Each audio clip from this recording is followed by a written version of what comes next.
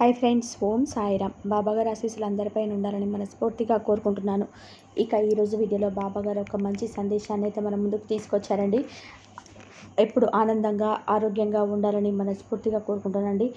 ఈరోజు video start చేస్తానండి.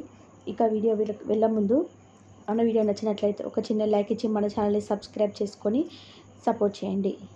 ఇక ఈరోజు బాబాగారు సాయి మాటగా నా నోట ఏం పలికించబోతున్నారంటే, బిడ్డ, మీ ఇంట్లకు దరిద్ర దేవత ప్రవేశించిందమ్మా. దరిద్రం నిన్ను వెంటాడుతుంది తల్లి. వెంటనే ఇప్పుడే ఈ క్షణమే ఈ రోజే ఆమెను తరిమి కొట్టాలి. లేకపోతే నీకు నీ కుటుంబానికి చాలా సమస్యలు వస్తాయి. చాలా చిక్కుల్లో పడతారు. ఆ మాటను అశ్రద్ధ చేయకు బిడ్డ. జాగ్రత్తగా నేనేం చెప్పబోతున్నానో విని ఇప్పుడే దాన్ని తరిమి కొట్టు అని చెప్పేసి బాబాగారితో హెచ్చరికతో కూడిన సందేశంతో వచ్చారండి. మరి బాబాగారు మాటల్లో వింటున్న అర్థమేంటో పరమార్థమేంటో తెలుసుకునే ముందు, ఇప్పుడు నువ్వు పడుతున్న కష్టాలకు, బాధలకు, కన్నీళ్లకు కారణమేంటో తెలుసా? నీ ఇంట్లో దరిద్ర దేవత ప్రవేశించటమే. దరిద్రం నిన్ను పట్టి పీడిస్తున్నది. నిన్ను, నీ కుటుంబాన్ని ఆ దరిద్ర దేవత పట్టి పీడించడం వల్లనే నువ్వు ఇన్ని కష్టాలను లోనవుతున్నావు. ఇప్పుడు చూసిన ఇంట్లో గొడవలు, అరుపులు, కేకలు, చిరాకులు, ఒకరి చూస్తే ఒకరికి పడదు. ఏ పని అనుకున్నా అది ముందుకు వెళ్ళదు. అన్నీ అంతటితోనే ఆగిపోతూ ఉంటాయి. అనారోగ్య సమస్యలు, ఆర్థిక ఇబ్బందులు, పిల్లల చదువులు రాణించలేకపోవడం, మనశ్శాంతి లేకపోవడం, ఎప్పుడు చూసినా మనసుకి చిరాకుగా ఉండటం, అస్తమానం గొడవలు అవుతూ ఉండడం, ఇవన్నీ కూడా దరిద్ర దేవతకి సూచనలేనమ్మా. ఇప్పుడే నువ్వు ఈ క్షణమే జాగ్రత్త పడు తల్లి. లేకపోతే ముందు చాలా చిక్కుల్లో పడాల్సి వస్తుంది. బిడ్డ, నేనేం చెప్తున్నానో, ఎందుకు చెప్తున్నానో అర్థం చేసుకో. నీ సాయి ఏం చెప్పినా నీ కోసమే కదా, నీ మంచి కోసమే కదా. నా బిడ్డ కష్టాల్లో ఉంది అని పరుగున వచ్చాను. నీకే సందేశం అందివ్వాలని. ఆ దరిద్రం పట్టి పీడిస్తున్న విషయం నా బిడ్డకు అర్థం కావటం లేదు. నాకు ఎందుకు ఇన్ని కష్టాలు, ఇన్ని బాధలు అని తలుచుకొని బాధపడుతూ ఉంది. తన ఇంట్లో దరిద్ర దేవత తిష్ట వేసుకొని కూర్చుందని నా బిడ్డకు తెలియజేయాలని ఈరోజు నేను ఇలా వచ్చానమ్మంటూ ఈరోజు బాబాగారు అయితే ఇలా అంటున్నారండి. బిడ్డ, ఇంట్లో దరిద్ర దేవత ఉంది అని తెలపడానికి ఒక సూచనలు ఉంటాయి తల్లి. అవేంటో నీకు నేను చెప్తాను. అవేంటో జాగ్రత్తగా గమనించుకో. ఒకవేళ అలా ఉంటే కనుక నీ ఇంట్లో కొన్ని మార్పులు అనేటివి, నువ్వు నీ ఇంటి పరిస్థితులను కొన్ని మార్పులు తప్పకుండా చేసి తీరాలి బిడ్డ. లేకపోతే చాలా ఇబ్బందులు పడతావు. లక్ష్మీదేవి మనకు ఆస్తిని, ఐశ్వర్యాన్ని, డబ్బును ఉపసరిస్తుంది కదా తల్లి. అలాంటి ఆ లక్ష్మీదేవికి కూడా ఒక అక్క ఉందమ్మా. ఆమెను దరిద్ర దేవత, జ్యేష్ఠాదేవి అంటారు. అలక్ష్మి అని కూడా అంటారు. లక్ష్మీదేవి, అలక్ష్మి ఇద్దరు కూడా వ్యతిరేక లక్షణాలు కలిగి ఉంటారు బిడ్డ. సంపదలకు అధిదేవత లక్ష్మీదేవి. పురాణాల ప్రకారం పాల సముద్రం నుంచి లక్ష్మీదేవి జన్మించింది. అయితే లక్ష్మీదేవికి ఒక అక్క కూడా ఉందమ్మా. ఈ విషయం చాలా మందికి తెలియదు. జీవితంలో లక్ష్మీ కటాక్షం ఉండాలని అందరూ కోరుకుంటారు కాబట్టి, అయితే లక్ష్మీ సోదరి మాత్రం దీనికి వ్యతిరేకం. ఆమె పేరే అలక్ష్మి. పాల సముద్రంలో మదించినప్పుడు దరిద్ర దేవత పుట్టింది. దరిద్ర దేవత తర్వాత హలాహలం పుట్టిందమ్మ. ఆ తర్వాత లక్ష్మీదేవి పుట్టింది. లక్ష్మీదేవి పుట్టిన తర్వాత అమృత కలశంతో ధన్వంతరి అవతరించారు. పాల సముద్రం నుంచి పుట్టిన లక్ష్మిని వివాహం చేసుకోవాలని విష్ణువు అనుకున్నప్పుడు, అయితే అప్పుడు లక్ష్మీదేవి కన్నా ఆ పెద్దదైనటువంటి సోదరి వివాహం జరిగిన తర్వాత వివాహం చేసుకుంటానని చెప్పి అంటుంది. దీంతో లక్ష్మికి, అంటే అలక్ష్మికి తగిన వరుడు కోసం శ్రీహరి ఎంత వెతికినా ప్రయోజనం లేకపోగా ఆమెను పెళ్లాడడానికి ఎవ్వరు కూడా అంగీకరించారు. చివరికి ఉత్తరక మహర్షి ఒప్పుకొని ఆమెను వివాహం చేసుకుంటాడు బిడ్డ. అలక్ష్మికి కారం మరియు పుల్లని పదార్థాలు అంటే ఇష్టం. అందుకే ఇంటి ముందు నిమ్మకాయలు, మిరపకాయలు వేలాడదీస్తారు బిడ్డ. జాగ్రత్త గమనించుకో. ఇంటిలో పేదరికం తాండవం చేస్తుంది. ఆ సమయంలో లక్ష్మిని ఎంత ప్రార్థించినా ఎప్పుడూ ప్రయోజనం అనేది ఉండదు తల్లి. ఎందుకంటే అలక్ష్మి ఉన్న చోట లక్ష్మి ఉండదు కాబట్టి. అక్క చెల్లెలు అయినప్పటికీ అలక్ష్మికి అస్సలు పడదు. వాళ్ళిద్దరూ ఒకే చోట అసలు ఉండలేరు. వాళ్ళు ఇద్దరు కూడా కలిసి ఒకే చోట ఉండరు బిడ్డ. లక్ష్మీదేవి ఉన్న చోట అలక్ష్మి ఉంటే ఎలా ఉంటుందో ఒక్కసారి చూడు. అలాంటి కనిపించినప్పుడు దరిద్ర దేవతను వెలగొట్టే పరిహారం తప్పకుండా చేసుకోవాలి. అప్పుడే దరిద్ర దేవత నీ ఇంటిని వదిలి వెళ్ళిపోతుంది తల్లి. ఎందుకు ఈ దరిద్ర దేవత ఇంట్లో ఉంటే ఎలాంటి సూచనలు కనిపిస్తాయి అనే విషయాన్ని ఈరోజు నేను నీకు చెప్తాను బిడ్డ. జాగ్రత్తగా విను తల్లి. ఏమాత్రం నిర్లక్ష్యం చేయకు. ఆమె ఇంట్లో ఉంటే కుటుంబం చిన్న భిన్నమైపోతుంది. సమస్యలు చిక్కుకొని ఆర్థిక ఇబ్బందులు, అనారోగ్య సమస్యలతో అల్లాడిపోవాల్సి వస్తుంది. జాగ్రత్త బిడ్డ. మొదటి సూచన ఏంటంటే తల్లి, ఇంట్లో ఎవరు కూడా ఎప్పుడు నీరసంగా ఉంటారు, ఓపిక లేనట్టు ఉంటారు. ఏ పని తొందరగా చేయలేరు. నిదానంగా ఎందుకు చేస్తున్నామో ఈ పని అర్థం కానట్టుగా చేస్తూ ఉంటారు. అలాంటి ఇంట్లో దరిద్ర దేవత తాండవిస్తుందని అర్థం బిడ్డ. ఇక రెండవ సూచన ఏంటంటే గనక, ఏ ఇంట్లో అయితే దరిద్ర దేవత ప్రవేశించి నివాసం ఏర్పరచుకుంటుందో ఆ ఇంట్లోని పిల్లలు తల్లిదండ్రుల మాట వినరు, మొండి చేస్తూ ఉంటారు తల్లి. పెద్దవాళ్లకు ఎదురు చెప్తూ ఉంటారు. అయితే పెద్దల పట్ల గౌరవం చూపించరు. ఇదే దరిద్ర దేవత ఇంట్లో ఉంది అని తెలిపే రెండవ సూచన. ఇక మూడవ సూచన ఏంటి అంటే గనక, ఆడవాళ్ళు ఒట్టిగానే ఏడవటం. ఏ ఇంట్లో అయితే దరిద్ర దేవత ఉంటుందో ఆ ఇంట్లో ఆడవాళ్ళు చిన్న చిన్న విషయాలకు ఏడుస్తూ ఉంటారు. చిన్న చిన్న మాటలకి అకారణంగా ఏడుస్తూ ఉంటారు. అలా మీ ఇంట్లో ఆడవాళ్ళు కూడా చీటికి మాటికి ఏడుస్తూ ఉంటే దరిద్ర దేవత మీ ఇంట్లో తిష్ట వేస్తుందని గుర్తుంచుకోవాలి బిడ్డ. ఇది దరిద్ర దేవత మీ ఇంట్లో ఉన్నదని తెలిపే మూడవ సంకేతం తల్లి. ఇక నాలుగవ సంకేతం ఏంటి అంటే, అన్నం పప్పు తరచూ మాడిపోవడం. ఎవరి ఇంట్లో అయితే పదే పదే అన్నం మాడిపోతూ ఉంటుందో, పప్పులు కూరలు మాడిపోతూ ఉంటాయో వారి ఇంట్లో దరిద్ర దేవత ఉన్నదని అర్థం చేసుకోవాలి తల్లి.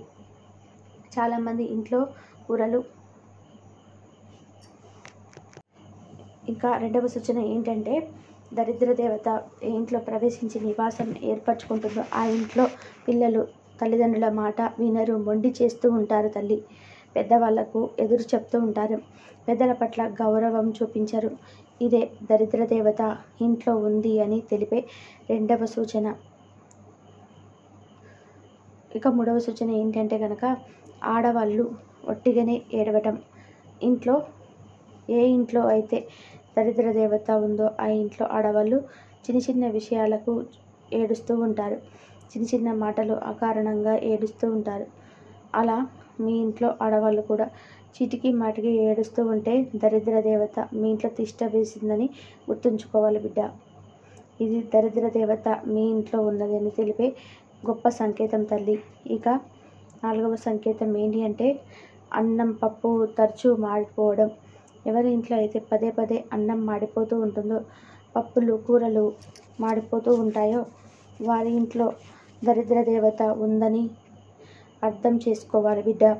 అయితే చాలామంది ఇంట్లో కూరలు మాడిపోతే ఆడవాళ్లకు మతిమరుపు వచ్చిందని ఇంట్లో వాళ్ళు తిడుతూ ఉంటారు.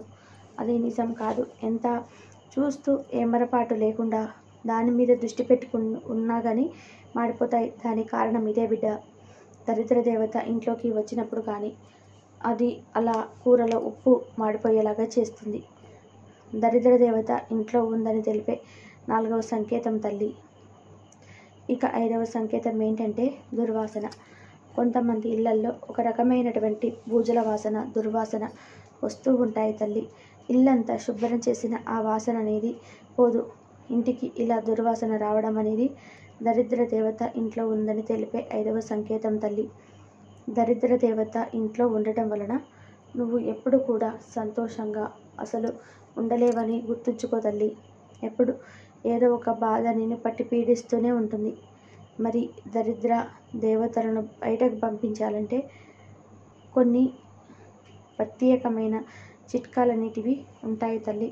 ముందు నీ నీ నానమ్మలు జేజమ్మలు ఏం చేశారో గుర్తు చేసుకోండి. అలాంటి చిట్కాలను ఇప్పుడు నువ్వు తప్పకుండా పాటించి తీరాలి బిడ్డ. ప్రతిరోజు స్నానం చేసిన తర్వాత చిటికెడు నీటిలో పసుపును కలిపి ఆ నీటిని అన్ని గదుల్లోనూ చల్లాలి తల్లి. అలా చల్లితే దరిద్ర దేవత తొందరగా నిన్ను వదిలి వెళ్ళిపోతుంది, లక్ష్మీదేవి వస్తుంది. అలాగే నెలకు ఒకసారి బూజు దులిపి ఇల్లు శుభ్రం చేసుకుంటూ ఉండాలి. అలా చేయటం వల్ల దరిద్ర దేవత ఇంట్లో నుండి పారిపోతుంది.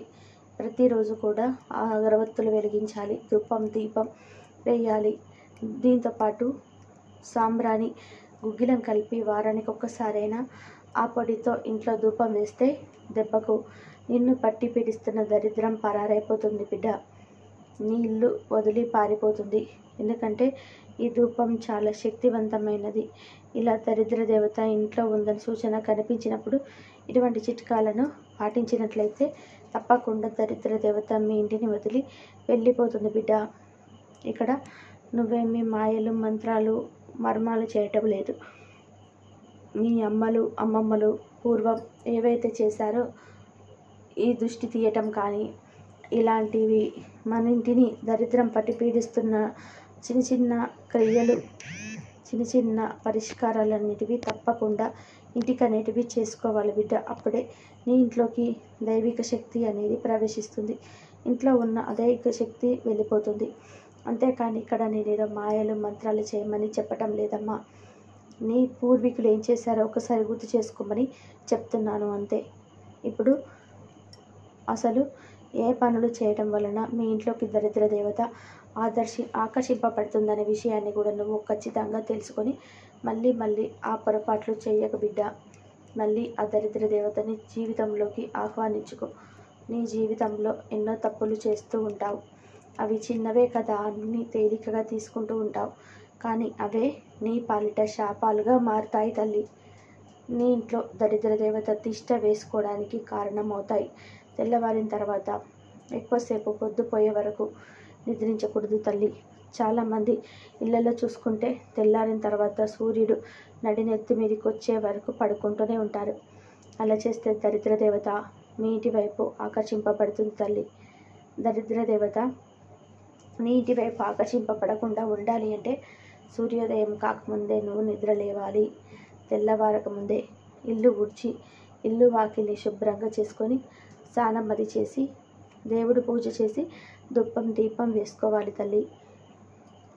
అంతేకాకుండా సూర్యుడు రాకముందే నువ్వు శుద్ధి శుభ్రం చేసుకుంటే సూర్యుడి అనుగ్రహం తప్పకుండా నీకు కలుగుతుంది బిడ్డ. అలాగే సూర్యుడు వచ్చే వరకు నిద్రపోవడం కూడా అసలు మంచిది కాదు. కనుక ఇంటి వైపు చూడకుండా ఉండాలి అంటే ఉదయాన్నే నిద్ర లేవటం అలవాటు చేసుకోవాలి. సూర్యుడు రాకముందే స్నానాలు పూర్తి చేసుకోవాలి. ఇలాంటి చిన్న చిన్న చిట్కాలు పాటిస్తే మీకు అంత మంచి జరుగుతుంది బిడ్డ. లేకపోతే దరిద్ర దేవత నీ ఇంటి వైపు ఆకర్షింపబడుతుంది. నీకు ఇబ్బందులు ఎదురవుతాయి. అలాగే ఉదయం నిద్ర లేచిన తర్వాత చక్కగా దుప్పటిని మడత పెట్టి శుభ్రంగా అక్కడే పక్కన పెట్టేయాలి తల్లి. ఇంట్లో వారైతే దుప్పటిని మడత పెట్టకుండా వదిలేస్తారో అలాంటి ఇంట్లో దరిద్ర దేవత ప్రవేశిస్తుంది. ఎక్కడి వస్తువులు అక్కడ చిందరవందగా అస్సలు పడనీయకు. ఎక్కడ చక్కగా సర్ది పెట్టుకో. అందుకే మంచం మీద దుప్పటి మడత పెట్టాల్సిందే.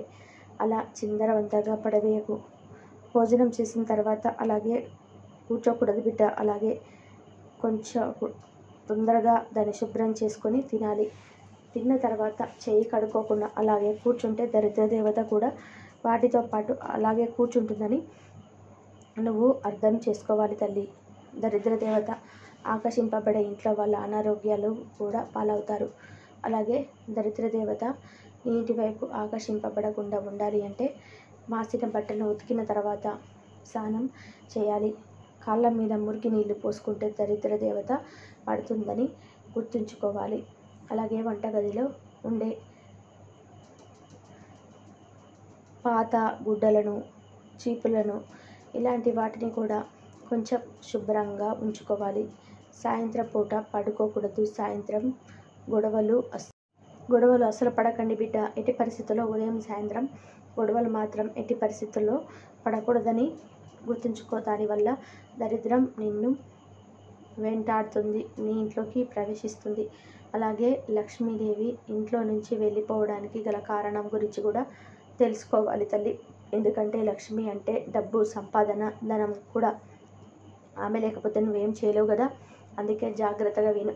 కొందరి ఇంట్లో చాలా అశుభ్రంగా ఉంచుకుంటారు. శుభ్రంగా లేకుండా ఉండడం వల్ల కూడా దరిద్రం పట్టడమే కాకుండా అనారోగ్య పాలవుతారు. రోజు వాడే బట్టలు శుభ్రంగా ఉంచుకోవాలి. ఇల్లు, వాకిళ్ళు అన్నిటిని కూడా ఉదయం కానీ సూర్యాస్తమయం లోపల కానీ శుభ్రం చేసుకోవాలి. సూర్యాస్తమయం తర్వాత ఏమి చేసినా కూడా అది అంత మంచిది కాదు అని గుర్తుపెట్టుకోవాలి బిడ్డ. అలాగే కొంతమంది ఆకలికి మించి అన్నం పెట్టుకొని వదిలేసి పడేస్తూ ఉంటారు.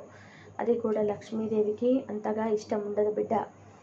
ఉమ్ము ఎక్కడ పడితే అక్కడ ఉమ్మి వేస్తే అది అంతగా మంచిది కాదు. దానివల్ల కూడా ఇంటికి దరిద్రం పట్టి నీకు పీడిస్తుందని గుర్తుంచుకోవాలి. అలాగే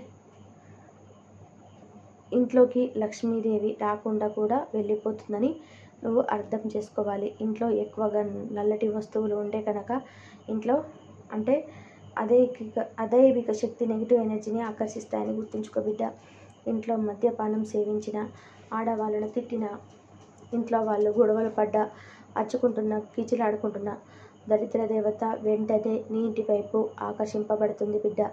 ఇంట్లో ఇలాంటి తప్పులు, పొరపాట్లు ఎప్పుడు కూడా చేయకు. ఒకవేళ ఇదివరకే నువ్వు చేసి ఉంటే గనక ఇప్పుడు మానివేసేయి. ఒకవేళ దరిద్ర దేవత నీ ఇంట్లో ఉంది అన్నదానికి ఇప్పుడు నేను చెప్పిన సూచనలన్నీ ఇంట్లో కనిపిస్తుంటే తప్పక నేను చెప్పిన ఈ చిన్న చిన్న పరిహారాలు చేసుకొని దరిద్రాన్ని, నిన్ను పట్టుకొని పీడిస్తున్న దరిద్రాన్ని ఇప్పుడే తరిమి కొట్టు తల్లి. లేదంటే ఆ దరిద్రం వలన ఆర్థిక సమస్యలు, అనారోగ్య సమస్యలు, కుటుంబంలో కలతలు, చాలా సమస్యలతో ఇబ్బంది పడాల్సి వస్తుంది. జాగ్రత్త తల్లి. ఆ తర్వాత నేను ఇంతగా చెప్పినా కూడా నా మాట చెవిన పెట్టావు అంటే నీ సహాయానికి రాడకు బిడ్డ. నేను కూడా ఏం చేయలేను. జాగ్రత్త అంటూ బాబాగారు ఈరోజు చాలా అద్భుతమైన సందేశాన్ని ఇచ్చారు కదండి. మరి ఈ వీడియో మీకు నచ్చిందని భావిస్తున్నాను. ఇంకా మరొక మంచి వీడియోతో మీ ముందు ఉంటాను. సర్వజన సుఖినో భవంతు.